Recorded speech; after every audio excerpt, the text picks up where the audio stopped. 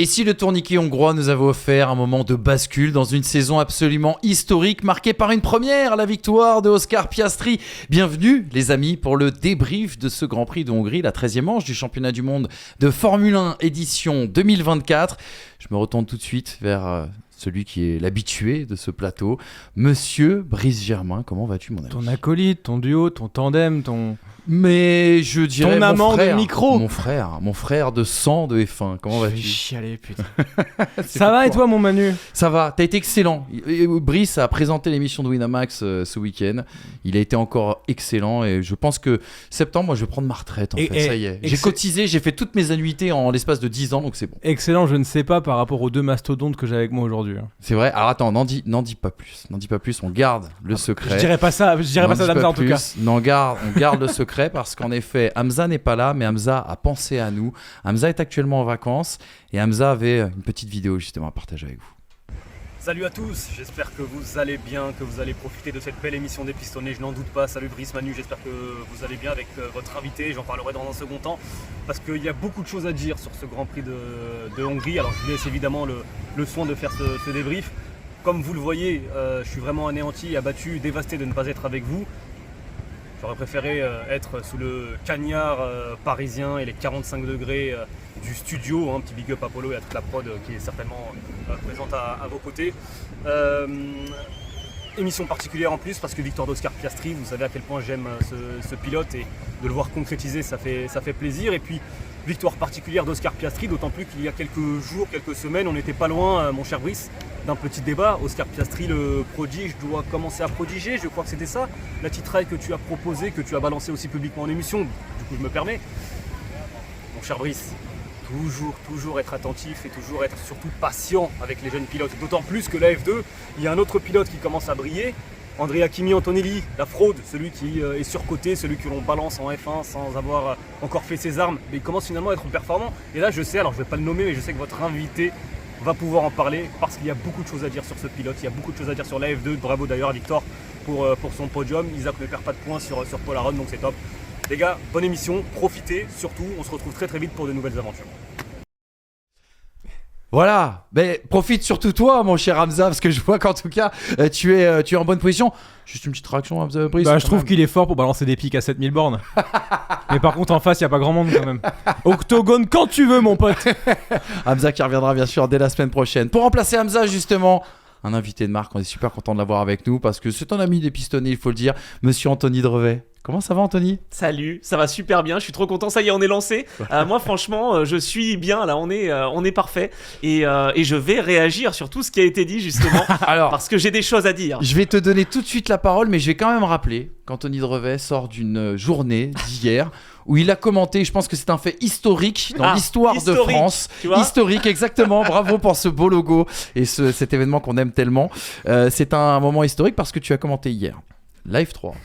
À quelle heure C'est important. La F3 à 8h, c'est ça à peu près. Oui. La F2, c'est aux alentours de 10h, c'est ça. Oui. La Formule 1 à 15h. Oui. Et parce que cette journée manquait un petit peu de saveur et de piment, tu t'es dit, le soir, j'enchaîne sur Automoto la chaîne et je vais commenter de la NASCAR.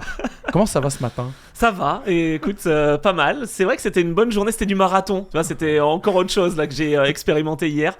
Non, mais je pouvais pas refuser. En fait, je fais toute la saison sur Canal+, Formule 3, Formule 2. Donc ça, c'était acté. Et puis, avec Automoto la chaîne, ça se passe bien. On a eu la chance de commenter ensemble et c'était vraiment génial. Je me suis régalé, je tiens à te le dire.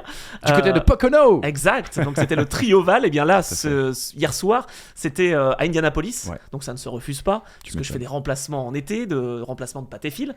Et puis, il est arrivé une demande que je n'attendais pas. Franchement, dans ma vie, je pensais pas que ce soit possible. Je me présentais un petit peu en disant je suis le commentateur qui a tout commenté en sport mécanique sauf la F1. Et ben hier, on m'a proposé de faire la Formule 1, c'est incroyable. Et tu le mérites. Franchement, tu le mérites parce que tu nous régales aux commentaires et je sais pas, dans les Pistonnés, généralement, même quand on invite quelqu'un, on dit tout ce qu'on pense et toi, on pense que du positif. Anto, c'est l'inverse de moi. Le premier truc que j'ai commenté, c'est de la F1. Et j'ai rien commenté d'autre avant. Enfin, alors que moi, j'ai commencé par des séries sombres, tu vois, en Lituanie, aux Pays-Bas. Mine de rien, je pense que tu as mieux été formé comme ça que moi en commençant par la catégorie reine parce que encore une fois t'es bon quand même. Grâce à toi. Ouais, peut-être arrêter la séance de la vie. Michel Drucker, c'est le dimanche, les gars. On n'a pas le canapé rouge là. Par contre, 4 courses commentées, Anthony a 2 doigts de proposer le commentaire en discipline olympique pour Paris 2024, parce que là, pour le coup, c'est une vraie perf. Non, mais attends, sans blague, tu commentes les JO, hein, je rappelle sur Eurosport. Exactement. Je te jure, il commente les JO sur Eurosport. Tu l'as fait assurer ta voix ou pas? Parce que non, c'est vrai que c'est une bonne idée. Fernando Alonso qui a fait assurer ses mains pour 25 millions de dollars à l'époque en 2009 ou 2010. Là, franchement, fais assurer ta voix, hein, parce que pour le coup, c'est une bonne idée. On va s'arranger après l'émission. On va en parler, les gars. Je suis obligé de vous relancer, les gars, sur ce week-end de F2. Destin croisé entre Victor Martins et Isaac Hadjar. La victoire de Antonelli. Je suis obligé de te lancer tout de suite là-dessus, mon cher Anthony, comme l'a très bien lancé Hamza. Fraude ou pas fraude? Non, pour moi, pas fraude. Évidemment, il est exceptionnel. En fait, il a construit son week-end de manière à pouvoir prendre de l'expérience. En fait, c'est pour ça qu'il est là. Il a été placé par Mercedes. On rappelle quand même, vous le rappelez souvent, qu'il passe de la Formule Renault, la Formule Freca, Formule régionale by Alpine, à la Formule 2. Donc, pas forcément facile comme step. Et en fait, il est là pour apprendre. Il a pas mal de lacunes entre guillemets sur la compréhension des pneus, sur la gestion d'un arrêt au stand, etc. Et donc la première course, il a pris des pneus tendres sur finalement une épreuve qui faisait une vingtaine de tours, enfin 28 tours je crois. C'est long pour des pneumatiques tendres, surtout au Hungaroring où on sait que les pneumatiques sont beaucoup utilisés. Et en fait, ça s'est pas passé comme prévu, c'est-à-dire qu'il aurait voulu les emmener le plus loin possible. Il a appris à ses dépens que les pneumatiques tendres étaient assez difficiles à emmener, donc ça lui a servi pour le lendemain, parce que le lendemain, on sait que dans une course de Formule 2, on a un arrêt au stand obligatoire, on est obligé d'utiliser 2 types de gomme, donc pneus durs, pneus tendres. Et bien tout ce qu'il a appris la veille, il l'a mis en application avec son équipe, et je crois qu'il est vraiment allé la chercher cette victoire, parce qu'il a eu certes un premier safety car qui aurait pu le mettre dans le mal, parce qu'il est parti avec les pneus durs pour aller le plus loin possible et essayer de s'arrêter le plus tard possible. Et donc en fait, en ayant le safety car, tout le monde le sait parce qu'on est entre spécialistes, il a été un peu piégé dans cette stratégie. Donc ça a aidé plutôt les pilotes qui ont fait l'inverse, comme Victor Martins, et donc Victor était parti pour aller s'imposer. Et puis il y a eu un safety car en fin de course, mais tout le monde dit, ou en tout cas beaucoup de gens disent, Victor a été piégé parce qu'il aurait dû gagner grâce au safety car, Andrea Kimi Antonelli gagne. Non, Andrea Kimi Antonelli gagne, pourquoi? Parce qu'il a creusé un écart de 9 secondes, il s'arrête au stand au moment du safety, et au lieu de ressortir 10e, il ressort 5. Et avec ses pneus tendres, qui ont un meilleur rendement, eh bien, comme il savait les utiliser, puisque la veille, il s'était fait un peu piéger, il les a emmenés, il a pu dépasser ses adversaires, et il finit avec la manière. Franchement, pour moi, c'était une course à vraiment retenir, cette course de Formule 2, course principale, après sa masterclass sous la pluie à Silverstone. Je crois que là, c'est 2 courses, il montre qu'il a le potentiel pour aller en Formule 1, peut-être pas chez Mercedes, mais en Formule 1. Exactement, et Brice, on a l'habitude de dire justement pour ces jeunes pilotes, ce qui est très important au-delà de la position au classement, c'est l'évolution. L'impression et l'évolution aussi également du début jusqu'à la fin d'une saison. Oui, et puis en plus, Andrea Kimi Antonelli est sur une préma qui ne peut pas être comparée à ses prémas d'avant. C'est-à-dire qu'on n'est pas en train de comparer Vesti-Berman l'année dernière avec une préma qui joue le titre est une monoplace préparée. Cette réglementation 2022 de F2 n'a pas été bien gérée pour l'instant par les écuries de tête, à savoir ART et Prema.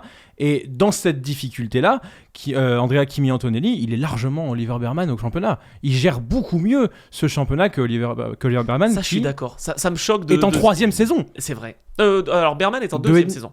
2,5 Il a commencé un peu avant. Un petit peu, il a peut-être fait une course ou deux, mais il comme était Théo, je crois. Il était rookie avec Victor, en fait. Donc ils ont commencé pareil. Et si tu veux, moi sur Berman, je trouve pas qu'il soit mauvais. Évidemment, il a gagné les championnats dans lesquels il s'est engagé. Mais c'est quand même pas du Andrea Kimi Antonelli ou un peu comme à la Piastri justement. On y reviendra, qui gagne assez rapidement. En fait, je suis d'accord avec toi. Je trouve que Berman, on en fait beaucoup. Il a fait une super saison de rookie avec une voiture qui était bien réglée. Là cette année, c'est plus dur. Et le dépassement d'Andrea Kimi Antonelli dans le virage, je crois, 7 ou 8. 9, le 9, ouais. J'ai jamais vu ça. Il se met à l'intérieur comme ça rappelle des moves de 2005-2006 de Fernando Alonso, par exemple. Sous la pluie, donc il y avait effectivement un écart pneumatique peut-être suffisant pour créer quelque chose de différent, ou en tout cas un écart d'adhérence. Là, il a plongé. Alors, il a essayé à un moment donné de plonger un peu trop. On s'est un peu inquiété en fin de course, de dire, oula, n'essaie pas de remonter trop vite, tu as le capital pneu. C'est clair. Mais en attendant, oui, c'est une course de champion qu'il a fait. Ouais. Tu sais que j'ai, dans mon monologue, désolé d'ailleurs, je suis assez bavard. Var. bien je sûr. suis commentateur. C'est une émission de bavard. Ouais. Ah bon, ça va alors, ça va, je suis bien. En fait, c'est là où il gagne sa course aussi. Je voulais le souligner, c'est qu'en dépassant Zayn Maloney à ce moment-là, qui est aussi un protégé de la filière Sauber, qui aussi vise la Formule 1, un pilote de la Barbade, ça peut intéresser la F1, d'avoir des nationalités un peu différentes. En doublant à ce moment-là, il se met à l'abri et donc il peut creuser l'écart, le fameux écart qui lui a permis de gagner, et il se met surtout à l'abri d'un éventuel problème, ce qui est arrivé à Maloney. Il se fait percuter. Parce que c'est lui qui prend. Exactement. Si jamais, c'est le Polaron Gate, c'est lui qui le prend. Donc, pas mal. Les gars, juste très rapidement, petite relance sur les Français. Week-end contrasté entre Isaac Hadjar qui a eu un week-end frustrant, mais quelque part ne lâche pas de points, et un Victor Martins qui commence à montrer les crocs. Ouais, c'est vrai. Je prends la parole pour les Français, je défends les Français. La F2, c'est à toi. Hein. D'accord. Je la prends alors, la F2. Victor Martins, super. Honnêtement, là, ça faisait plaisir parce qu'il a pris un bon départ. Enfin, 2 bons départs, puisqu'il y a 2 courses. Il a été capable d'emmener ses pneus tendres jusqu'au bout. Ça a été le seul à le faire dans la course sprint, à l'emmener si haut, à terminer 3e sur la piste et hériter de la 2e place. Avec le problème de Richard Verschoor, le Richard Verschoor Gate, le Trident Gate. Mais ça arrive quand même très régulièrement pour Verschoor. C'est clair, toujours des disqualifications ou des problèmes. Et en fait, Victor a été capable vraiment de les emmener très loin, ces pneumatiques tendres. C'était un vrai pari, ce que n'a pas su faire Bortoleto, ce que n'a pas su faire Andrea Kimi Antonelli. Donc voilà, c'est vraiment fort. Et le lendemain, très très solide, avec une stratégie inversée. Ça a été le meilleur pilote, j'allais dire, qui a utilisé des pneumatiques durs jusqu'au bout. Là, il est tombé sur un os avec Antonelli. Sinon, il gagnait. Il fait 2 fois 2e. Pour Isaac, c'est un peu différent. Il a montré le rythme, il a été très fort vraiment sur la qualif, il sait qu'il faut qu'il fasse des bonnes qualifs pour se mettre à l'abri. Son adversaire a même fait la pole et en fait ça s'est bien passé pour la course de sprint du samedi. Mais alors le lendemain, on n'a jamais vu d'image, moi je sais même pas ce qui s'est passé, je l'imagine selon la radio. En fait il a été gêné par d'autres adversaires et au moment où il veut sortir de la voie des stands pour aller se placer en grille, on parle même pas du tour de formation ni rien, le feu est rouge et il part des stands. Mais ça change beaucoup de choses parce qu'au final, à l'heure actuelle, il a 18 points d'avance sur Polaron et un peu plus de 35 sur Bortoleto qui vient de passer Zayn Maloney. Exact, à peu près, c'est vrai. Mais si... parce que là, il n'y a ni problème de pilotage, ni problème de mécanique. On a un problème bizarre, en fait. Clair. Vraiment, aussi bien... On est sur un 40 points d'avance sur le second. Avant l'été, sachant qu'on connaît cet écart énorme qu'il y a entre Monza derrière et Abu Dhabi. Cette année, c'est un petit peu différent parce qu'il va y avoir le Qatar. Oui, c'est vrai. Il y a 2 courses, mais c'est très bizarre, surtout pour le choix des écuries. Pour la F1. Comment tu veux choisir alors qu'au final, le championnat, il est tronqué au milieu comme ça. Mais bref, 40 points avant la trêve estivale, il reste Spa, mais 40 points avant la trêve estivale, c'est autre chose en termes d'impression, c'est autre chose pour aller négocier avec Helmut Marko, c'est autre chose également par rapport à la pression que tu peux mettre sur un Sergio Perez ou un Yuki Tsunoda ou un Daniel Ricciardo, parce que derrière, les résultats parlent d'eux-mêmes sans que Isaac ait besoin de faire un lobbying. Là, c'est quand même une erreur, on va dire, ou en tout cas des circonstances particulières qui ne l'avantagent pas dans ce moment qui devient un peu clutch pour lui, pour se placer dans à minima la Racing Bull. Je dirais quand même que cette année c'est une saison un peu difficile pour Isaac parce que dès le début d'année en fait il a montré qu'il avait le rythme avec la Campos et en fait il a beaucoup de soucis, problèmes mécaniques, il se fait sortir quelques fois, donc en étant en tête, exactement, des Bahreïn, donc en fait étant en tête avec une 40aine de points d'avance sur Polaron, c'est même pas 40 points qu'il devrait avoir, c'est une saison à la Van Dorn qu'il pourrait avoir ou à la Leclerc, donc vraiment c'est fort. C'est pour ça que pour moi dans l'impression il écrase le championnat au-dessus de tout, vraiment là. Parce que s'il a 20 points d'avance avec tout ce qui lui est arrivé, vraiment, c'est encore une fois, c'est sport auto, on peut pas dire et si, ça en fait partie. Mais j'ai rarement vu une saison aussi malchanceuse d'un pilote. Alors qu'il est devant, quoi. Pour cher, on a eu de la malchance.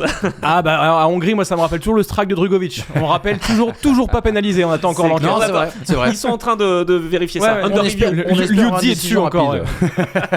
Voilà pour cette large page F2, les amis. C'est important de commencer là-dessus. On est avec Anthony qui est un spécialiste de la discipline, qui la commente notamment sur Canal+. C'est important de vous le rappeler. On rebascule sur la Formule 1 et on regarde le sommaire. Qu'est-ce qu'on a retenu justement de ce Grand Prix de Hongrie? Norris a-t-il eu raison de céder face aux consignes d'équipe. On reviendra aussi également sur cette stratégie qui pose question du côté de McLaren. C'est le premier enseignement et la première victoire aussi d'Oscar Piastri. Verstappen fissure, Red Bull inquiète. Le rythme inquiétant bien sûr de l'écurie autrichienne, excusez-moi.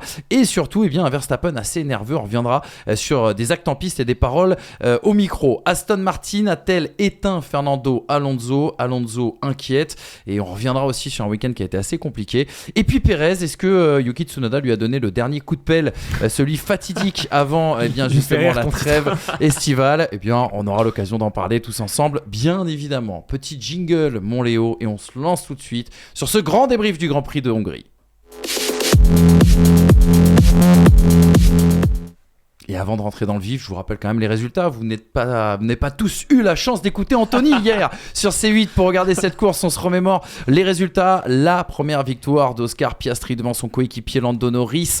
Premier doublé pour McLaren depuis Monza 2021. Lewis Hamilton qui enchaîne avec un 200e podium. C'est là-dessus que je voulais vous lancer tout de suite sur un mot, les gars. 200 podiums. Regardez plutôt avec cette feuille statistique absolument incroyable de Lewis Hamilton. 345 courses, 104 victoires, 200 podiums, 7 titres. Il banalise les chiffres, notre ami. Non.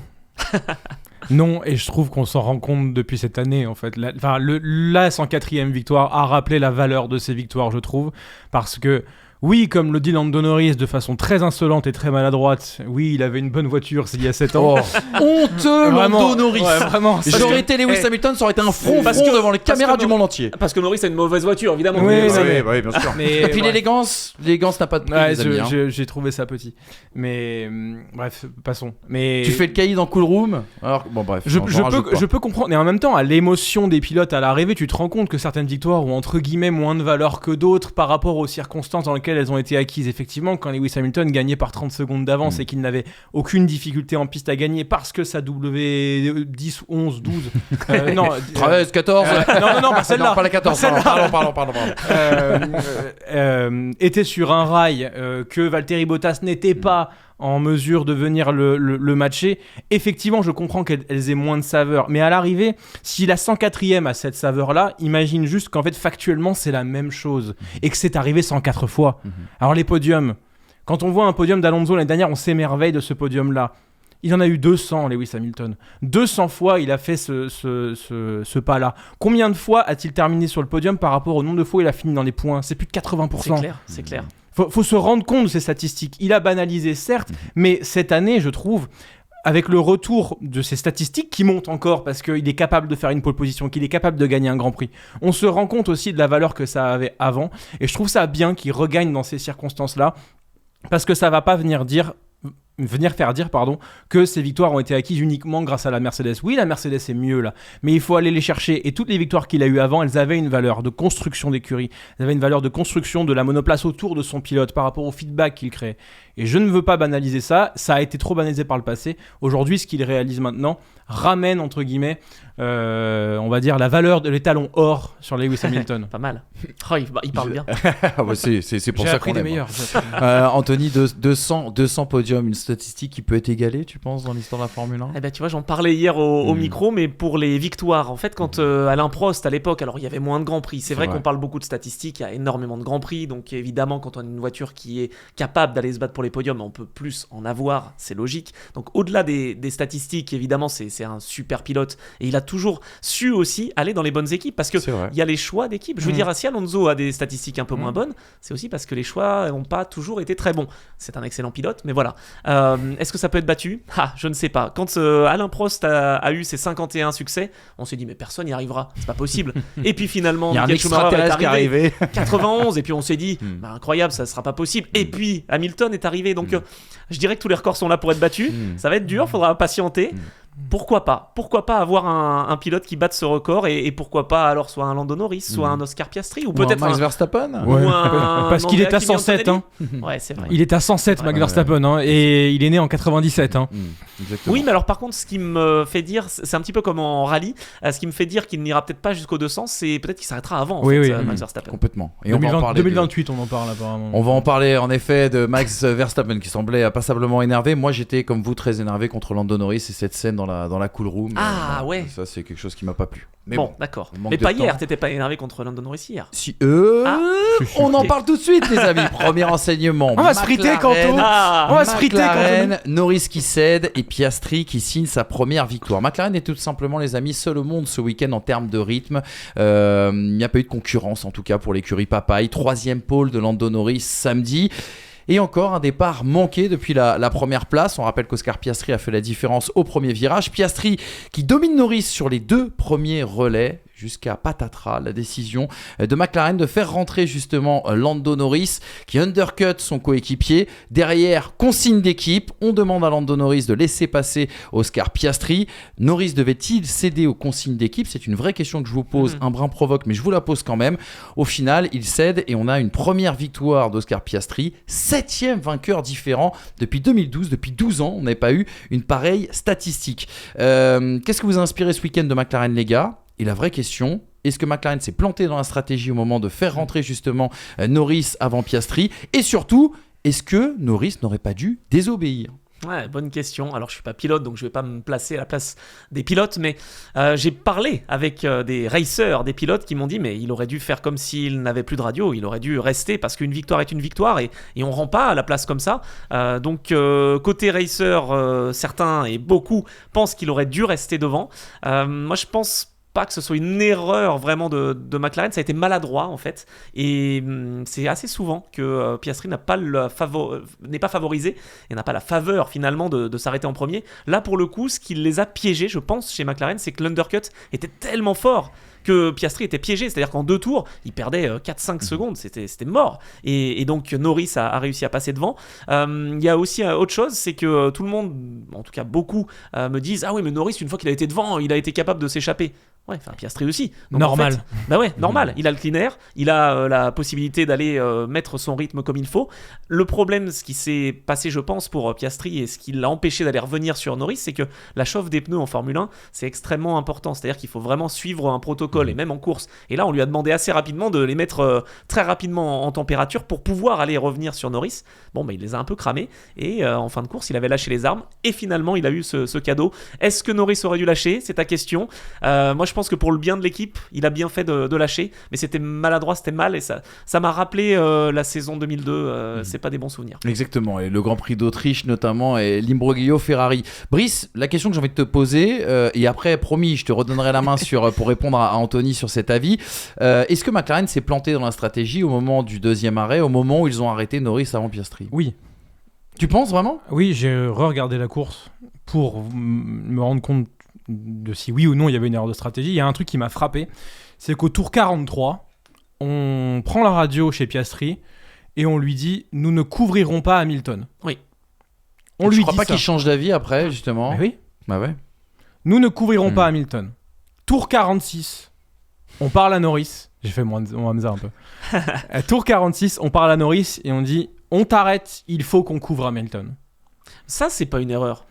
Mais en fait, ils doivent se rendre compte, à mon avis, au vu de la puissance de l'undercut qu'ils ont déjà constaté sur le premier arrêt, puisque Lando Norris était à 4 secondes 5 de Piastri, il s'est retrouvé à 2 secondes. Même pas 1 seconde 5, c'est vrai, je me suis fait la réflexion. En effet. Ils doivent se rendre compte qu'à ce moment-là, au vu de l'écart qu'il y a entre Oscar Piastri et Lando Norris, que ça peut poser problème.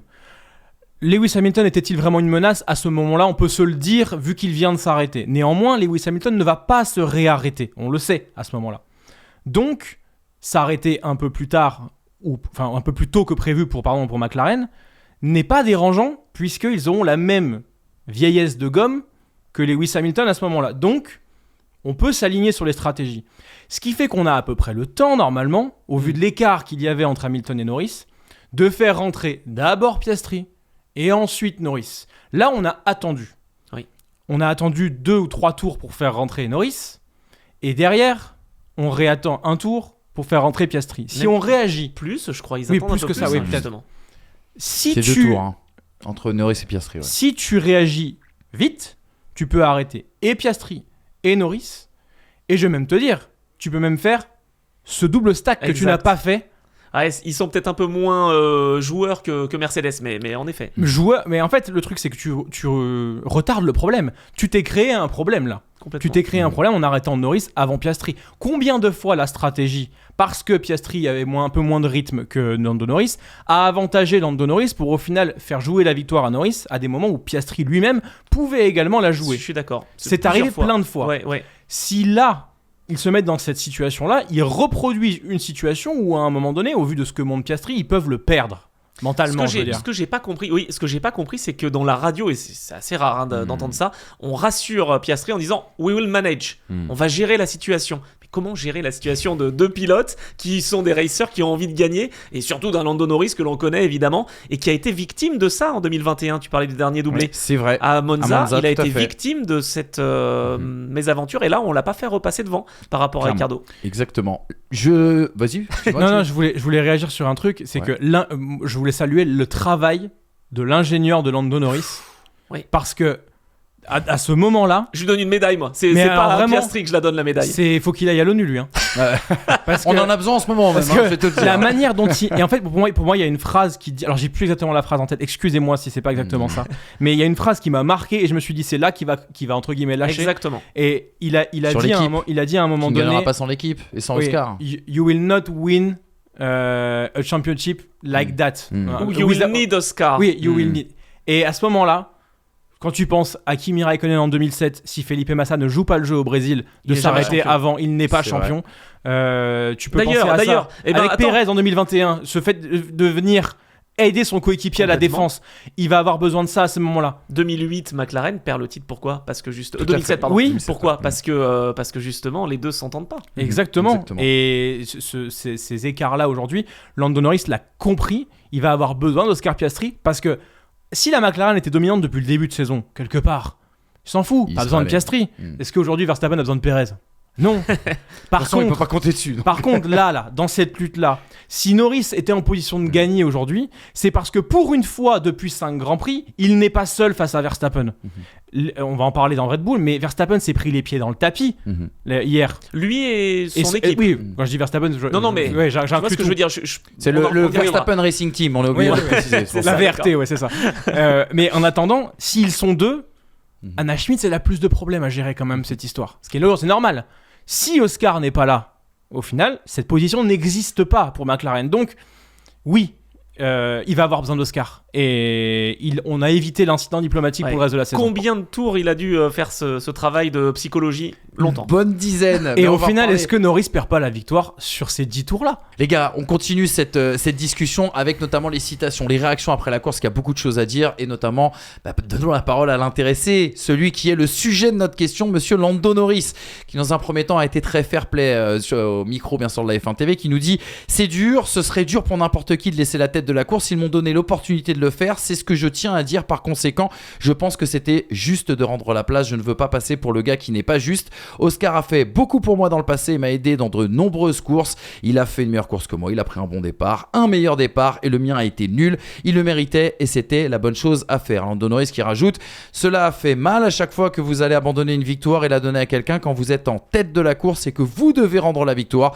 Cela fait mal car dans un championnat des pilotes, chaque point compte.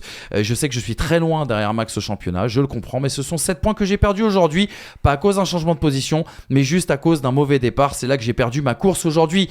Les gars, je suis obligé de vous poser la question, de me faire l'avocat du diable. On a vu par le passé des cannibales, des grands champions, des gens qui ne laissent absolument rien aux autres et notamment à leurs coéquipiers qui n'auraient pas laissé leur place. J'ai un exemple en tête, le fameux Multi-21 justement, et cette bataille entre Sébastien Vettel et Mark Webber.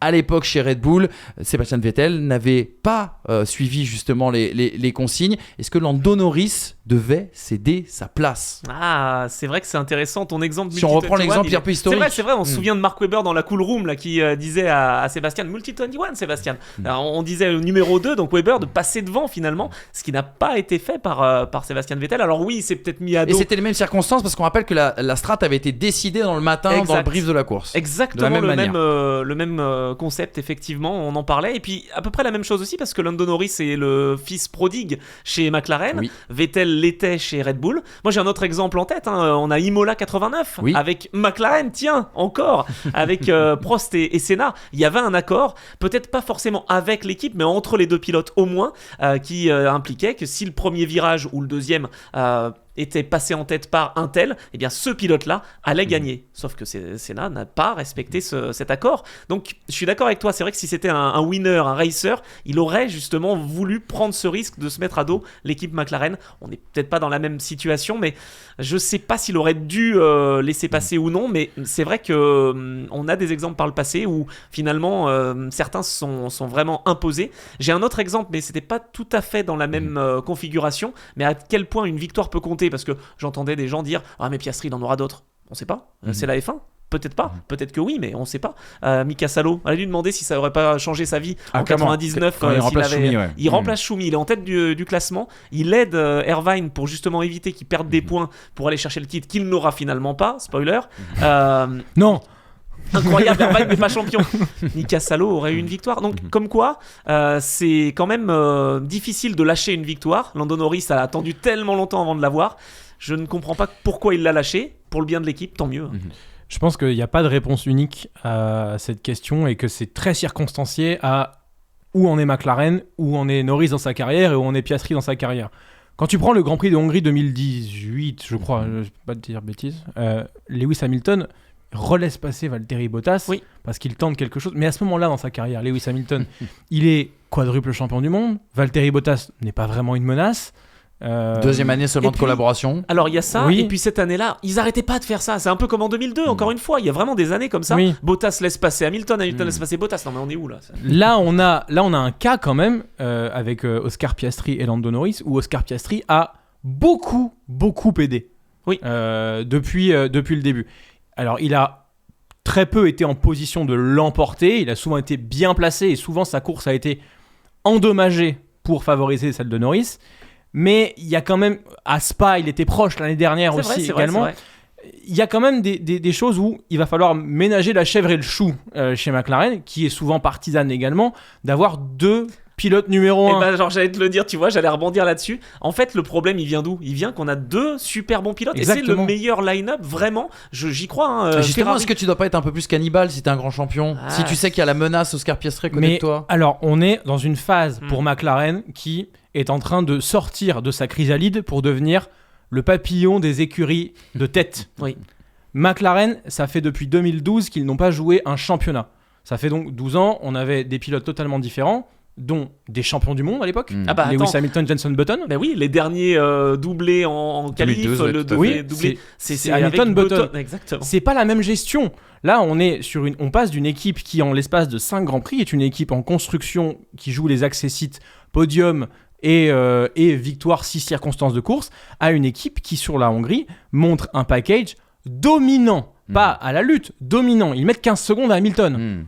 Sans les déboires évidemment de Max Verstappen, on ne sait pas ce que ça aurait donné, mais quand même, c'est un signal fort qui a été envoyé par McLaren. Non seulement il gagne, mais en plus ça, il gagne avec la manière en termes d'avance. Donc à partir de là, évidemment qu'il y a des comportements qui sortent, et il y a un management qui n'avait pas existé jusque-là. C'est facile, entre guillemets, pour Oscar Piastri d'accepter de finir 5e ou de 4e quand Lando Norris va gagner une 2e place. Là, quand les deux jouent la victoire, c'est une situation qu'ils ne connaissent pas chez McLaren, ou en tout cas... Voilà, sous une ère Zak Brown, Andrea Stella, avec ce management-là et avec ces pilotes-là, qui eux ont encore tout à prouver pour ce qui est des victoires. Encore une fois, Lando Norris n'a qu'une victoire. Oscar Piastri vient d'avoir sa victoire. Tout le monde a tout à prouver à ce moment-là. McLaren a approuvé dans son exécution, puisque ça fait 5-6 Grands Prix qu'il n'arrive pas à concrétiser et que Miami a été, mine de rien, aidé par la safety car quand même, cette victoire. Donc, on passe à vraiment une situation qui est différente pour McLaren. Et le fait qu'on se prenne un peu les pieds dans le tapis dans la gestion de cette situation, c'est aussi dû à un manque d'expérience. Est-ce que Red Bull n'a pas eu ces problématiques-là en 2010 à un moment donné ? Évidemment. Le titre de Weber qui échappe et qui part à Vettel, ils sont contents, ils s'en sortent. Mais au mine de rien, Weber, la gueule qu'il a dû tirer parce qu'il était à la lutte avec Alonso. Weber qui est le manager de Piastri. Oui, c'est ça. Tiens donc. Je pense qu'on n'aurait pas accepté un nouveau Multi-21 du côté de chez Weber. C'est pas vrai, je le vis aussi en tant que manager. C'est pas possible.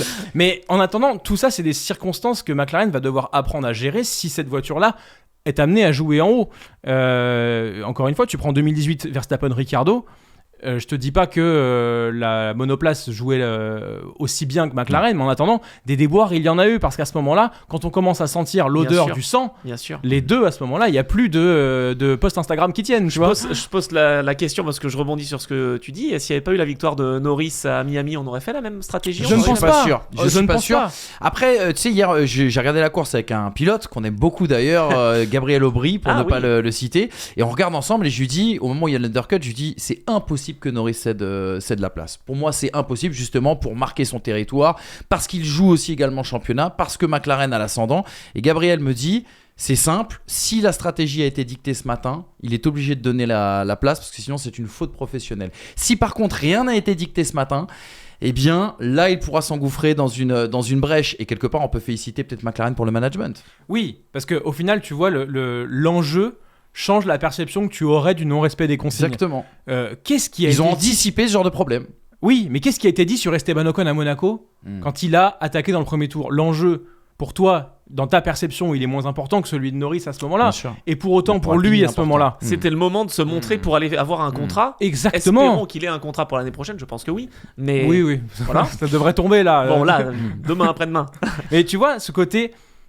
On tombe dessus parce que l'enjeu n'en vaut pas la peine, alors que là, on se dit que c'est un cannibale. Je pense qu'encore une fois, il y a une question... Enfin, faut pas oublier que la F1 est le sport d'équipe le plus individuel, mais c'est un sport d'équipe aussi. Et McLaren, à ce moment-là, a besoin de ces deux pilotes investis dans le projet. McLaren vise, à l'heure actuelle, le titre constructeur. Norris est à 77 points, 76 points à l'heure actuelle. Il y en a des courses pour revenir. Évidemment, si... mi-saison. Oui, c'est ça, il reste 11 Grands Prix. Si le championnat pilote se joue à 7 points, effectivement, on en reparlera de ça. Exactement. Mais en attendant, est-ce que c'est vraiment lié à ça, ou est-ce que c'est lié à tout ce qui a pu être raté dans l'exécution depuis Miami? Je ne sais pas. C'est un sport à deux. Enfin, c'est une écurie à deux, et il va avoir besoin de Piastri. Les gars, il faut qu'on parle très rapidement parce qu'on est déjà à près de 45 minutes d'émission. Non. Si je vous le dis. Oscar Piastri, c'est quand même sa première victoire. Petite réaction aussi, j'ai une question qui découle de tout ça forcément. Oscar Piastri qui nous dit « J'ai fait tout ce qu'il fallait dans la première moitié de la course jusqu'au dernier arrêt au stand et la seule raison pour laquelle nous avons arrêté les voitures comme nous l'avons fait était pour couvrir les stratégies des différents pilotes et cela signifiait naturellement qu'il a dû me faire l'undercut. Nous avons beaucoup discuté hier soir et ce matin de la façon dont la course se déroulerait. Des discussions ouvertes nous ont permis d'avoir beaucoup de confiance et de respect l'un pour l'autre et de ne pas avoir à nous soucier de situations comme celle-ci. J'avais une grande confiance en l'équipe et en Lando. Un petit peu de communication, ça fait jamais de mal. Oscar Piastri qui revient sur cette première victoire aussi, qui nous dit « J'en ai rêvé depuis que je suis enfant, c'était un peu compliqué à la fin, mais je me suis mis dans la bonne position au départ. Merci à l'équipe d'avoir fait une voiture parfaite, on s'amuse bien avec McLaren. Merci à eux pour l'opportunité de m'avoir emmené en F1 et après ces 18 mois ensemble, c'est un feeling incroyable. Je pense que j'ai encore des choses sur lesquelles travailler, mais je vais savourer cette victoire. L'équipe m'a donné une très bonne voiture et je ne peux que les remercier pour ça. Il y en a d'autres qui viendront. Les gars, juste une très petite question sur la première victoire d'Oscar Piastri. Je la remets en perspective de la question que je posais tout à l'heure.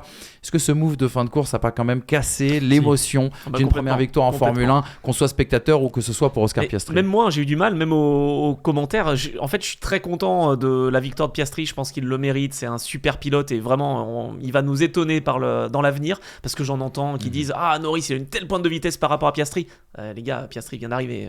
Donc, je suis très content. Mais oui, je pense que l'ambiance n'est pas la même. D'ailleurs, même si Oscar Piastri n'est pas le plus exubérant des pilotes, sa célébration, elle en dit long. Donc je veux dire, à un moment, dommage, c'est un doublé historique, c'est une victoire historique, c'est le 6e premier vainqueur de l'histoire sur ce tracé du Hungaroring. Un certain Esteban Ocon avait gagné en 2021 justement sur cette piste. Si, je crois que c'est un peu terni, mais c'est pas la première fois, encore une information dont j'ai pu me souvenir, que McLaren joue à ça. 98 en Australie. Hakkinen, Coulthard, tu as raison. Où Hakkinen en fait fait une erreur et du coup se retrouve derrière Coulthard et Coulthard le laisse passer. Alors pareil, c'est pas les mêmes enjeux, une année où on n'aurait pas pensé que McLaren domine, sauf que voilà, ça s'est déjà passé. Donc certains disent sous l'ère Ron Dennis ça serait pas passé. Si, et c'est encore avec McLaren. Ce sont des cas que McLaren va donc devoir apprendre à gérer. Effectivement, elle a été ternie et je pense que cette victoire n'aurait pas été ternie si Lando Norris avait obéi plus tôt quitte à se battre de nouveau, parce qu'effectivement il a prouvé qu'il avait le meilleur rythme en piste, mais le faire avec la track position c'est entre guillemets un peu plus facile que de le faire derrière. Mais est-ce qu'il a vraiment prouvé qu'il avait plus de rythme? Parce qu'en début de course on est toujours sur un rythme un petit peu en dedans, on sauve ses pneus, on construit sa stratégie. Piastri il était en 22-0, Norris a fait 21-7. Et Piastri essayait de garder ses médiums sur la fin, alors que Norris attaquait sur ses médiums. Exact. Donc en fait effectivement à partir de là la lecture de la course elle s'est complètement brouillée, et j'aurais préféré voir un Lando Norris qui obéit tel un Hamilton face à Raikkonen Spa 2007, où quand il coupe la chicane il se met derrière et il réattaque tout de suite. J'aurais préféré voir ça. D'ailleurs il aurait été vainqueur je pense, et il aurait empêché Piastri de s'imposer s'il avait. Et à partir de là la victoire en fait il n'y aurait eu aucune contestation, et je pense qu'Oscar Piastri n'aurait même pas été déçu particulièrement. Là je pense qu'il sait que sa place sur le podium vient d'une consigne d'équipe, et qu'aujourd'hui il a un peu l'impression que les honneurs reviennent à Norris d'avoir été beau joueur, alors qu'en fait c'est l'écurie qui a créé cette situation où Lando Norris a dû être beau joueur pour cette victoire. Mais au final, la victoire d'Oscar Piastri, faut bien le dire, elle est amplement méritée par rapport à l'ensemble de son week-end où il a été très performant, et dans le rythme de son coéquipier, ce qu'on lui reprochait avant de manquer un petit peu. Comme il a dit, c'est au départ que ça s'est joué. C'est au départ que tout s'est joué, bien évidemment. Deuxième enseignement, les gars, il faut mettre en parallèle le niveau de performance impressionnant de McLaren et le rythme en déliquescence de la RB20 du côté de chez Red Bull. On a vu un Verstappen fissuré et une écurie surtout affaiblie.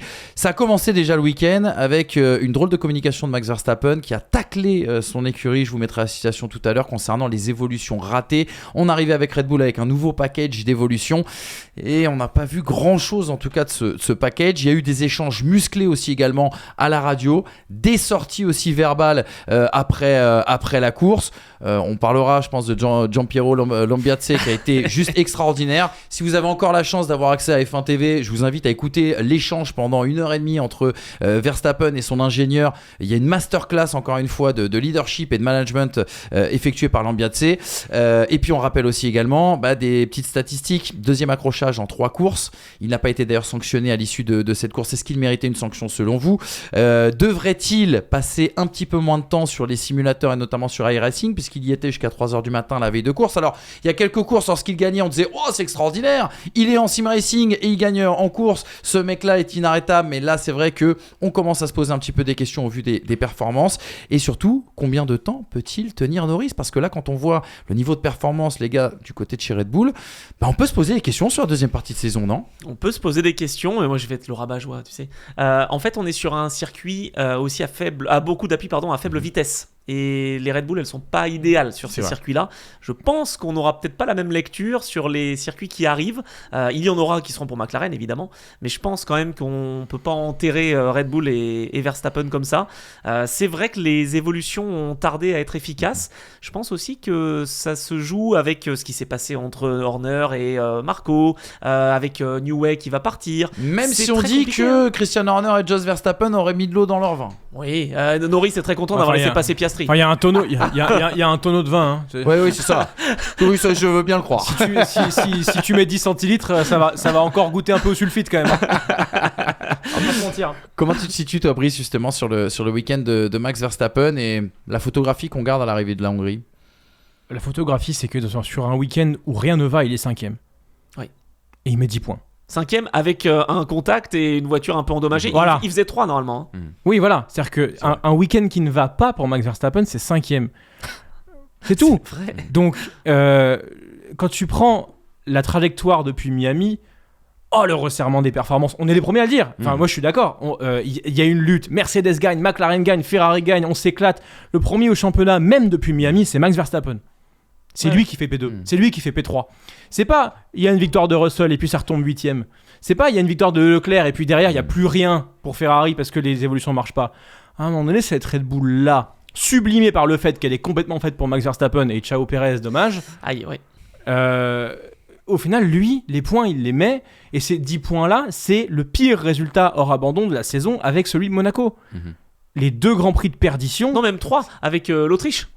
3 fois il fait 5ème. Mais encore une fois, c'est pas dû à un rythme. Non. C'est dû à un accrochage. Il met 10 points et au final il a 75 points d'avance au championnat. C'est-à-dire que s'il faut assurer les points, il sait le faire. Il faut vraiment que la Red Bull devienne 4ème force et que Max Verstappen ne puisse rien faire pour venir l'empêcher d'être titré. Parce que là, à l'heure actuelle, lui, il saura être régulier. C'est juste qu'on a l'impression par le fait que ne pas gagner le rend fou. Mais moi, je vais ça aller ne plus va loin. pas. Oui, mais je vais aller plus loin. Je trouve que Red Bull a joué contre son camp là. J'ai l'impression. C'est ce qu'il dit, tiens regarde, je te mets juste la citation et je te laisserai réagir juste après. C'est la tournée de la presse de Max Verstappen, il était sur Sky Sports F1 hier après la course, il dit « Dans une journée où l'on n'est pas les plus rapides, nous aurions dû faire un meilleur travail avec la stratégie. Le premier undercut, j'étais mécontent mais ça arrive. J'ai été bloqué longtemps, j'ai perdu du temps à me battre avec les Lewis, puis ils m'ont encore laissé en piste, ils ont pensé qu'on pourrait tirer du rythme, j'ai été bloqué derrière des retardataires et revenir sur eux avec des pneus neufs, je perdais du temps et à la fin je n'avais plus de quoi extraire mon rythme, c'était une mauvaise décision. Notre voiture n'était pas la plus rapide, ce qui compliquait notre capacité à dépasser. On aurait dû y penser quand on a pris nos décisions. Que la RB20 soit un petit peu en déliquescence et décevante, on l'entend. L'exécution ratée du côté de chez Red Bull, ça c'est plus étonnant. Ouais, et puis des arrêts au stand lents par rapport à d'habitude, un peu global, hein. Il y a eu un arrêt où on était à 1 seconde 9 je crois pour Red Bull, sinon c'était 3 secondes, donc c'est un petit peu compliqué aussi. J'ai pas vraiment saisi pourquoi il s'entêtait dans cette stratégie de faire un overcut, alors qu'on sait qu'il ne marchait pas. L'undercut était tellement violent et efficace. Moi je trouve qu'il y a eu 3 buts contre leur camp. Alors pourquoi ? Le premier, c'est d'être trop honnête de la part de Lambiase. Moi je serais resté devant Norris, je l'aurais un peu empêché, même s'il y avait une pénalité, c'est pas grave, il y avait 5 secondes. Ok, 5 secondes, c'est pas grave. On sait qu'on peut bloquer les gens en Hongrie. Donc moi j'étais plutôt team Verstappen à rester devant et à maintenir cette position en deuxième, et on aurait vu après à l'arrêt au stand. Et puis deuxième but contre son camp, c'est quand il essaye d'être calmé, en tout cas quand Lambiase calme un peu trop à mon goût Verstappen, parce que c'est ça aussi les racers, on doit avoir un peu cette excitation. Et enfin le troisième, c'est vraiment de faire cette overcut, voilà, c'est encore de rester 3 tours de plus. Je veux dire, ils ont fait pareil que les McLaren en faisant arrêter Piastri trop tard. Je trouve que d'avoir arrêté, de s'être entêté dans cette situation, alors qu'ils avaient essayé les pneumatiques en essai libre, on le disait justement sur Canal, Julien Febvre et Jacques Villeneuve le disaient, ils sont en train de travailler pour la course. Je n'ai pas compris pourquoi ils se sont entêtés à s'arrêter beaucoup trop tard. Voilà. Je pense que s'ils se sont entêtés, en tout cas, à mon avis, c'est dû à un fait, c'est pas l'explication, mais à mon avis, ça vient mettre un petit peu de bordel dans les méninges des stratèges chez Red Bull. C'est que pour une fois, il y a 2 monoplaces de la même écurie qui jouent contre lui. D'accord, c'est vrai. Et qu'à partir de là, quand il y en a un qui s'arrête, on se dit, mais attends, est-ce que c'est lui qui nous piège ? Est-ce que c'est la bonne stratégie de faire ça ? Et puis t'en as un autre qui va faire différemment. Leclerc fait différemment. En fait, Max Verstappen ne joue plus contre une seule personne qui est en train de venir le titiller, à savoir Lando Norris depuis quelques courses. Là, il y avait beaucoup de monde. Mais attends, mais tu crois qu'il visait la victoire à ce moment-là ? Pour moi, il devait viser la 3e place. C'est là peut-être leur erreur. C'est ce qu'il dit. Il dit en conférence de presse, il dit qu'en fait, il pouvait pas espérer mieux que la 3e place. Et bah oui, mais sauf que en faisant cette stratégie-là, en ne se basant pas sur Hamilton et Leclerc, mais en fait, ils ont perdu la 3e place. Oui, et grâce à Max Verstappen, son pilotage en lui-même, ils ont récupéré la 3e. Enfin, ils allaient récupérer la 3e, parce que sinon, un pilote classique, je pense que ça faisait 5. Hein. Exact. Et il s'est bien battu, Max Verstappen. On parle du crash, j'imagine ? Alors justement, je voulais revenir, la nervosité quand même de Max Verstappen. On a l'impression quand même qu'il a fissuré tout au long de ce week-end et que quelque part il est un peu sous pression, notamment par le niveau de performance de McLaren. Regardez 2 citations que je vous ai exhumées. Il y en a une, c'est après la course chez nos confrères de Autosport. Il dit ceci: je ne sais pas pourquoi les gens pensent qu'on ne peut pas s'exprimer à la radio, c'est un sport, et si certaines personnes n'aiment pas ça, alors restez chez vous. Ce que je veux répondre aux gens qui pensent que je suis allé trop loin dans mes échanges radio aujourd'hui, qu'ils peuvent tous aller se faire foutre. C'est pas moi qui le dis, c'est lui. Donc voilà, je tiens à prévenir le robot YouTube de ne pas nous démonétiser. Autre réaction intéressante, je vous parlais tout à l'heure du tir qu'il a mis à son équipe concernant le nouveau package d'évolution, c'était sur Sky Sports F1 juste après les qualifications samedi. Il dit: ma position, c'est aussi pourquoi je suis frustré, j'avais espéré que la mise à jour nous aurait apporté plus, je sais maintenant que de cette façon ce seront 12 longues courses, tout le monde ne comprend pas la situation, je pense avec moi, ils savent que je ne cherche pas d'excuses, peut-être que tout le monde n'est pas sur la même longueur d'onde, je pense que certaines personnes devraient peut-être se réveiller un petit peu. Les gars, est-ce que... Alors, c'est du Max Verstappen dans le texte, on n'est pas étonné, mais à un moment donné, est-ce que ça ne dit pas quelque chose de comment ça peut se passer en interne chez Red Bull et comment appréhende Max Verstappen cette 2e partie de saison ? Ça va être chaud, hein. C'est vrai que cette 2e partie de saison, alors pas pour le titre, parce que je pense qu'il va l'avoir, ce titre, mais sur l'ambiance, justement. On sait qu'il est très très séduit par Toto Wolff, en tout cas... La danse du ventre. Oui, l'Autrichien lui fait des yeux doux, voilà, c'est ça. Il faudrait qu'il ait une petite formation harcèlement quand même. Parce que, putain, c'est beaucoup quand même, ce qui fait Toto Wolff. Donc, il y a peut-être ça qui peut être un petit peu perturbant, mais Verstappen est plus serein, mais c'est pas la première fois qu'on voit des champions, quand ils se battent dans le peloton, ou en tout cas avec une voiture moins dominatrice, avoir des petits sauts d'humeur, si je puis dire. Schumacher l'a fait, Vettel l'a fait, Senna. Voilà, il y a toujours eu cette version-là, même Alonso. Oui, surtout Alonso. Voilà, donc tout le temps, ça passe. Oui, c'est ça. C'est pas l'imparfait. Mais non, là, en fait, je pense que l'accident arrive. C'est comme quand tu remplis soit une bouteille, soit un vase que tu veux. Là, c'est un trop plein, quoi. J'ai un moment, il a été trop calmé par Lambiase. Il a même été plus que calmé, en fait. Il lui a dit, mais là, c'est enfantin. Ce que tu fais, c'est des enfantillages. Arrête de parler à la radio. Donc là, le tir, il était visé pour Gianpiero Lambiase. À un moment, il s'est dit, allez, j'y vais. Je vais leur montrer, moi, que je peux être le sauveteur et que je peux rescue la situation. Et en fait, il a profité du dépassement d'Albon, qui est retardataire, de la part de Hamilton, pour plonger à l'intérieur, mais il partait tellement loin. Je veux dire, à un moment, il a fait comme Alonso, en Autriche sur Guan Yu Zhou. Exactement. Mad Max, retour. Non mais alors tu sais, je te pose la question parce que j'ai eu une discussion dans la nuit avec notre copain Despiello qui en fait m'a... T'en as des choses qui se passent dans la nuit, surtout entre le dimanche et le lundi, oui, c'est ça exactement. Et Despiello me dit, les gars, c'est du 50-50, j'étais assez choqué et preuve la pluie m'a même envoyé des petites captures d'écran. Et je peux entendre le fait qu'il n'ait pas été sanctionné sur ce move sur Lewis Hamilton. Ah, c'était après la sanction. Ah non, mais pour moi, il n'y a pas de sanction. Ah oui, non, ça je suis d'accord, parce que Hamilton défend aussi. Est-ce qu'on aurait dit pareil si Hamilton abandonne ? Eh ben non, je pense pas. Et ça, c'est le gros problème, je trouve. Autant sur les pénalités que sur ce qui se passe en piste. Oui, on pénalise plutôt selon les conséquences plus que les actes. Parce que là, le move là, que Max Verstappen fait, avec justement, en plus de ça, visuellement, ce panache de fumée du blocage de roue, qui, de toute façon, un panache de fumée du blocage de roue t'indique que le pilote a fait une erreur.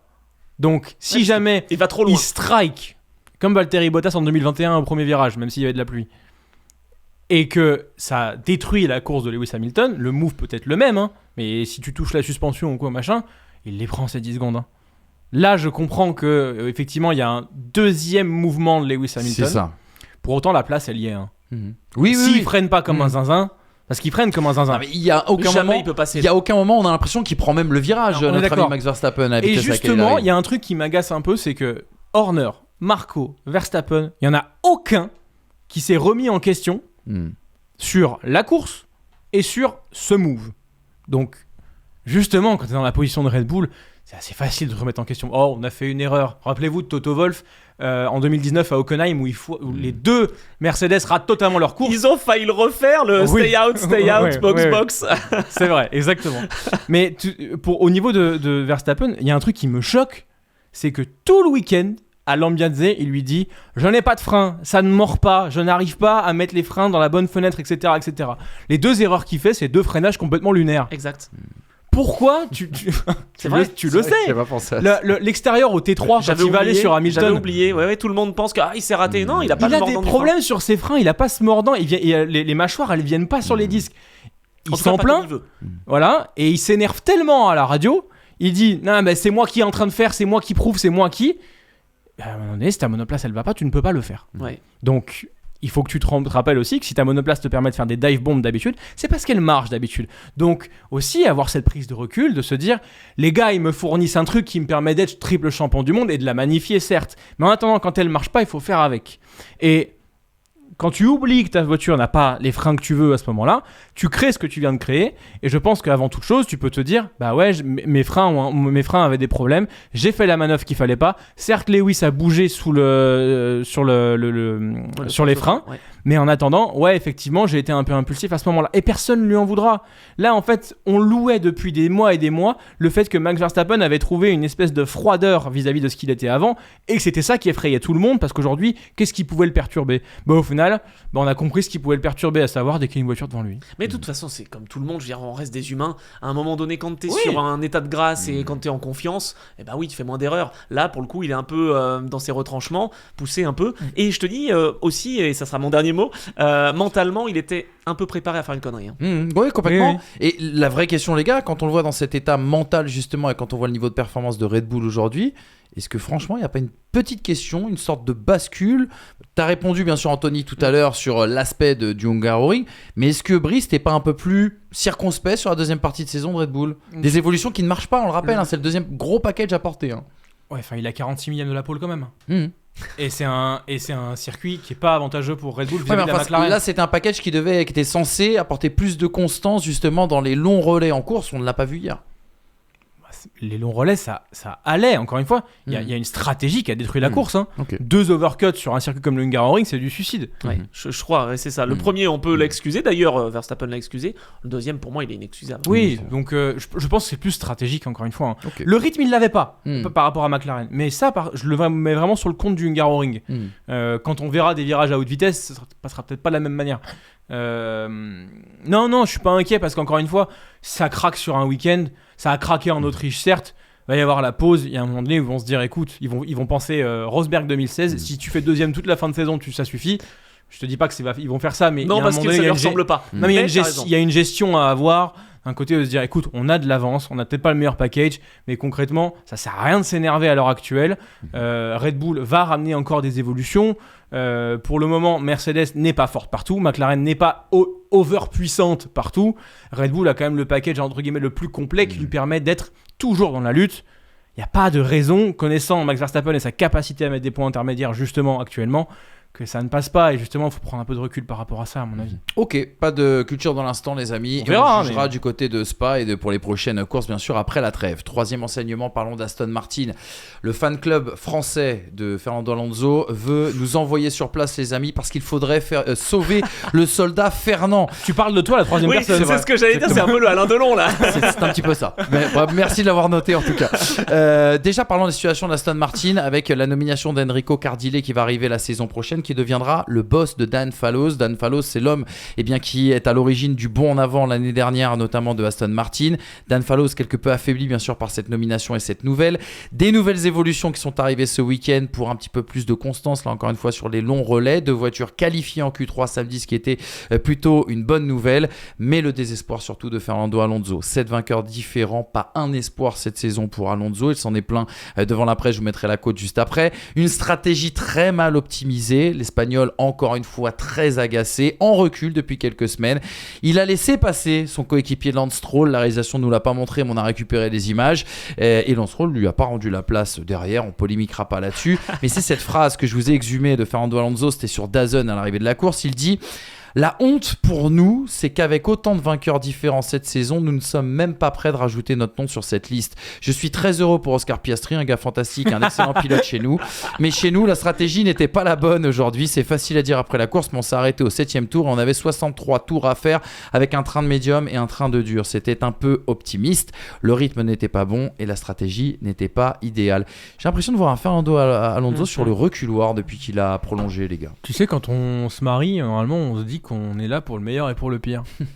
Pour le pire, tu peux l'éviter avec Alonso. Oui. Parce que dès que ça se passe mal, il est plus là. C'est vrai. Et... à tel point qu'on se demande s'il va pas changer de crèmerie encore, mais bon, à cet âge-là. Écoute, il y en a un qui a signé à l'hiver et qui est parti chez Ferrari 2 mois après, il s'appelle Lewis Hamilton. Donc, si tu veux. Tout est possible en F1. Ah oui, et puis le paquet Mercedes n'est toujours pas attribué à Andrea Kimi Antonelli, on ne sait pas. Bien sûr. Alors, on rappelle. On ne sait pas qui va rouler chez Mercedes. On rappelle qu'il y a 3 mois, Fernando Alonso dit non, mon baquet vaut mieux que celui de la Mercedes. C'est vrai. Encore une fois, le pif. Hein. Ouais, voilà, c'est. J'ai complètement oublié ça. Oui, je te rappelle. Le fan club, là, il est au fond du trou. Mais Alonso et les bons choix. Ça fait pas 2. Hein, ça fait... Non, mais enfin, en vrai, j'ai pas grand chose de plus à dire qu'Alonso est toujours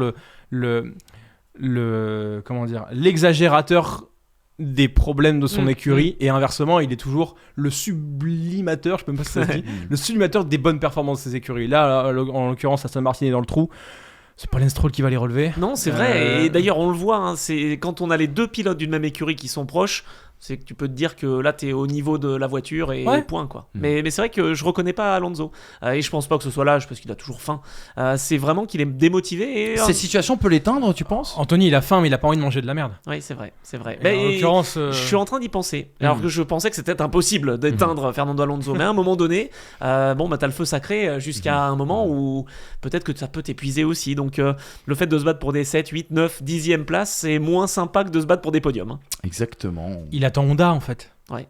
Mais est-ce qu'il sera encore là pour Honda ? Parce que je me pose la question. Oui, il a Tsunoda, un contrat pluriannuel. Oui, non, mais les contrats, on les connaît. Bien sûr, t'as raison. Parce que Tsunoda, il peut être menacé. Honda. Il peut être menacé, c'est vrai. Il peut être menacé en effet. En tout cas, il y en a qu'un qui peut être menacé. Donc, Oui, voilà, parce qu'il y a qu'une place à prendre. Mais vraiment, attends, Lawrence Stroll va menacer Alonso pour Tsunoda. Après, c'est devenu ça la F1 ? Non. C'est devenu à ce point-là Drive to Survive ? Tout dépend le niveau de performance de Fernando Alonso, bien le sûr, niveau mais- d'implication de Fernando Alonso. Ça serait plutôt. Je dis pas que c'est Tsunoda qui va prendre la place d'Alonso, je disais plutôt si ça marche pas. Surtout en plus le passif qu'il a avec Honda, Alonso pourrait partir. Quoi. C'est vrai, en effet. Voilà, c'était un petit enseignement, mais c'était une question. On n'aime pas trop dire de mal de Fernando Alonso dans cette émission, bon vous le savez. Dis-on Ah bah non, attends, Oui, dis pas pardon. Parce que moi, Oui, je peux partir 40 minutes. Hein. c'est vrai. C'est pour ça que je le retiens. C'est un très grand, comme dirait Jérém, c'est un très grand pilote, ce n'est pas un très grand champion. Aïe, ah ouais, carrément, ça. Du moment qu'on ne juge pas il y a l'homme des dans punchlines. cette émission, tout me va. Mais l'homme, t'es son pote. T'es parti à Oviedo avec lui. Son frère, son fils. Non, c'est une blague, bien évidemment. Beaucoup de second degré dans cette émission, je tiens à le on dire. est d'accord quand même sur ce point. Oui, je veux dire, bien c'est sûr, que quand même. en soi, le pilote, Bien sûr. mais même moi, hein, qui n'aime pas particulièrement le pilote, j'adore, mais l'humain dans ce qu'il dégage, je suis pas fan. Mais par contre, la vista, le truc, effectivement, on était au Castellet et quand tu le vois passer, tu sais que c'est lui en fait. T'as pas besoin de regarder la couleur de la C'est voiture pour savoir que c'est lui. Juste les angles de volant. Le coup de volant, le coup de volant a quelque chose de magique. Et justement, je trouve que parfois, l'homme dans son caractère, mais encore une fois, on peut pas avoir un être humain parfait en face de nous, vient ternir ceci. Et ces choix de carrière là, où il s'est jamais finalement inscrit dans le long terme avec un projet, si ce n'est le projet le plus raté de ces 30 dernières années, à savoir McLaren Honda. Te fait dire que si politiquement il avait parfois été un petit peu plus gentleman, si politiquement il avait su mettre les bonnes billes au bon endroit plutôt que de vouloir terminer tous ceux qui étaient autour de lui, peut-être qu'effectivement on parlerait d'un grand champion. Lewis Hamilton, certes il a fait des crasses dans sa vie, Michael Schumacher, certes il a fait des crasses dans sa vie, mais il y a des moments où justement il a su mettre de l'eau dans son vin sur certaines choses pour aller titiller les sommets. Fernando Alonso, son pilotage mérite largement plus qu'un double titre de champion du monde, mais est-ce que sa manière de gérer sa carrière mérite plus que ça ? C'est pour ça que je dis, peut-être un des meilleurs pilotes de l'histoire.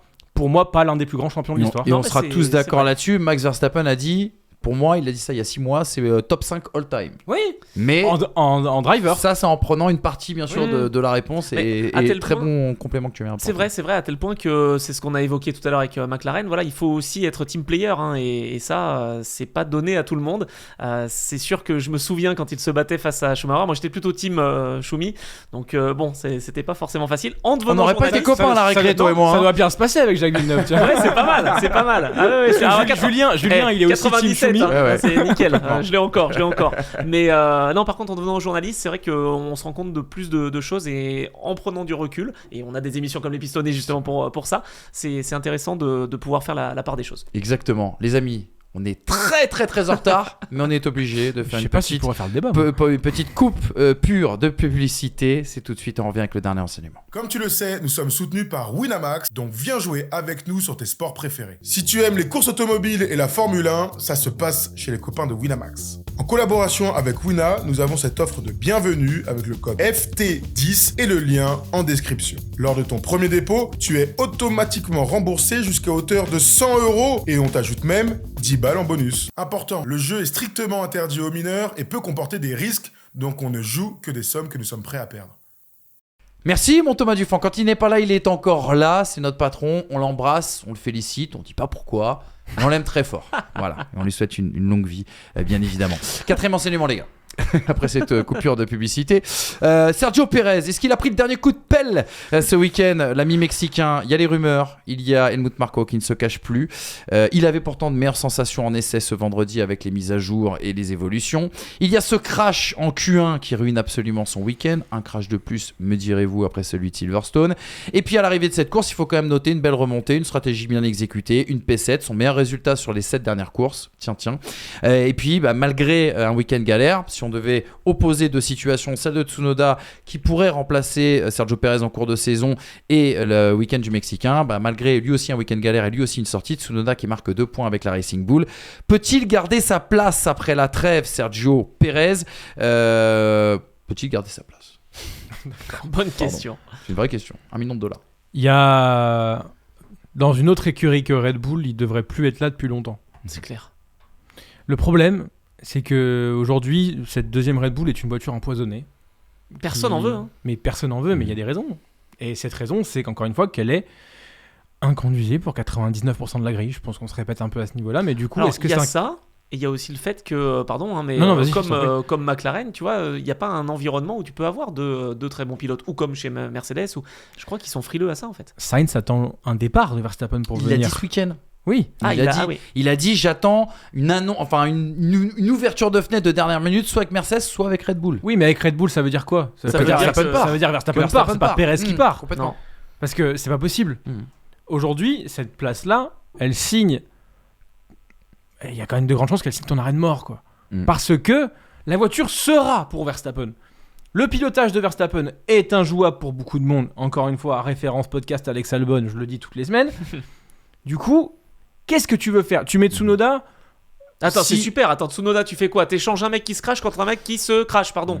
Oui, attention. Les mots sont durs, Anthony. Non, mais sérieux, Tsunoda, moi j'ai jamais cru. Je suis désolé. C'est mieux là. T'as le droit, c'est mieux là. C'est mieux, ça fait 25 ans qu'il est là. Non, mais arrêtez. On laisse la chance à des. On dirait Brice Germain l'année dernière, ça me régale. Moi j'ai mis l'eau dans mon vin par rapport à Tsunoda. Mais... Non, mais j'aime tous les pilotes parce que j'ai cette empathie évidemment. Mais ce que je veux dire par là, c'est que. T'as le droit de mettre les pieds. On est là pour ça. Ce que je veux dire par là, c'est que déjà Tsunoda, il s'énerve toutes les 5 minutes. Il est. Je sais même pas s'il est team player, peut-être, j'en sais rien, on l'a pas vraiment vu. Je veux dire, à un moment donné, t'échanges Perez pour Tsunoda. En fait, le truc, c'est que Tsunoda, ça sert à quoi? Mais en fait, c'est ça. C'est-à-dire que Tsunoda, aujourd'hui, c'est celui qui, dans une logique normale de Formule 1, te montre le plus, là, cette saison, pour prétendre à un remplacement. Est-ce que c'est Ricciardo qui te le prouve, là, maintenant? Il te l'a prouvé avant.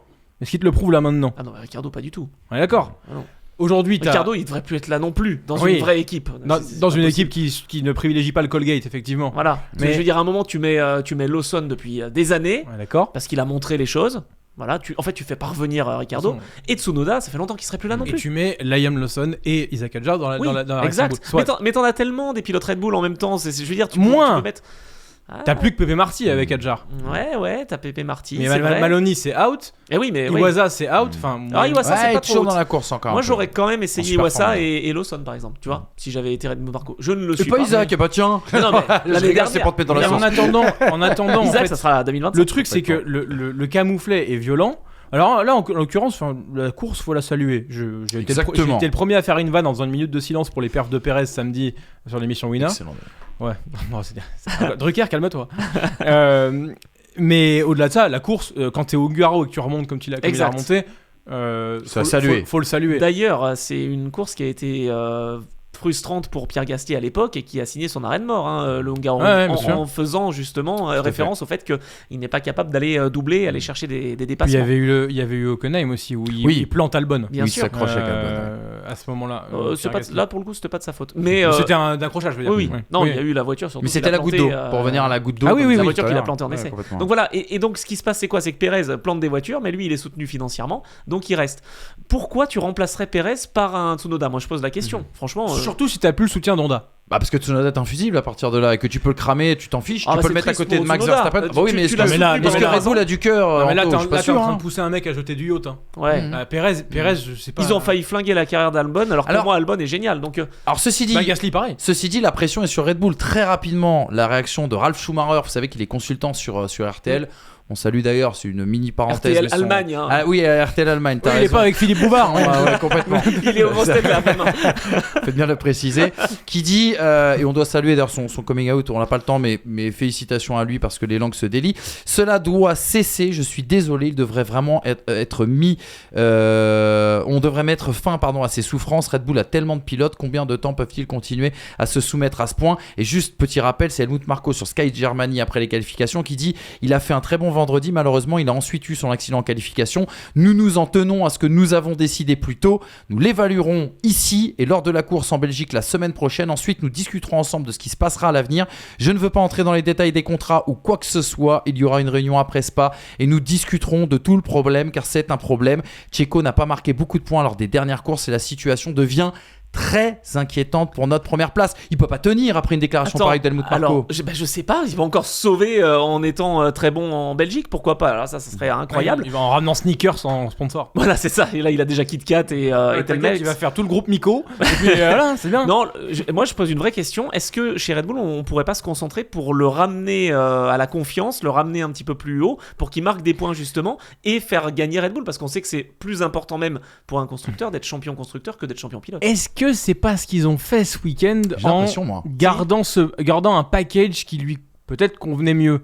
Parce qu'au final, là, les deux voitures étaient extrêmement différentes, les deux Red Bull, et elles ont semblé, entre guillemets, convenir aux deux. C'est-à-dire que là, il s'est craché, certes, en Q1. Ouais, mais en cours, je sais pas pourquoi il la perd, par contre, c'est vrai que je me suis posé la question. Mais bon, encore une fois, ça tombe sur Marko dit qu'il mettait beaucoup trop de vitesse alors que les conditions étaient justement humides. C'est l'analyse de Marko. Mais je rappelle qu'en essai libre, il fait des runs assez stratosphériques, Pérez. Hein. Il est devant Verstappen. Hein. Clairement. Dans le 14, il n'a pas de sous-virage, il rentre plus tôt, il ressort plus fort. Enfin, ce week-end, il est là. Oui, mais sauf que encore une fois, le petit grain de sel. Ah, bien sûr. Mais du coup, ça revient à ce que dit Marko sur cette première place. Aujourd'hui, est-ce que le travail doit venir de la part de Red Bull ou doit venir de Pérez? Parce que si le problème c'est Pérez, tu le sautes, t'en mets un autre. Ça ce qui n'apporte rien. Donc c'est ce que pour moi, c'est pour moi. Mais si ça n'apporte rien, c'est parce que précisément aujourd'hui, qui peut conduire cette deuxième voiture? Le clone de Max Verstappen. Ouais, c'est ça. Mais c'est tout. Donc aujourd'hui, si tu as un problème vis-à-vis du championnat constructeur, ou même à un moment donné du pilote, parce qu'ils vont jouer à 2 contre 1 à chaque fois, et que du coup Max Verstappen se retrouve piégé, tu vas avoir un problème dans la philosophie même que tu as vis-à-vis de ta construction d'écurie, à savoir tout pour un. Je fais le lien avec la moto rapidement parce que je fais plusieurs disciplines et dont le MotoGP le baroudeur aussi. C'est ce qui s'est passé chez Honda avec Marc Marquez. Et là c'est pareil, tiens, un moteur Honda, Red Bull. Bon, c'est pas fait exprès, mais ils ont généré cette situation-là.